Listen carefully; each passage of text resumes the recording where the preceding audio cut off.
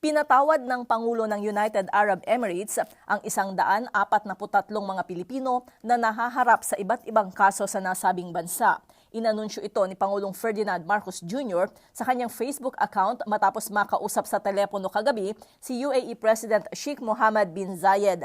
Labis na nagpasalamat si Pangulong Marcos sa iginawad na pardon sa mga Pilipino na anya'y nagbigay ng kaluwagan ng dibdib para sa pamilya ng mga ito. Matatandaang nitong Setyembre nagsimula ang amnesty program ng UAE kung saan nasa higit 200 Pinoy ang nag-apply para makabalik na ng Pilipinas.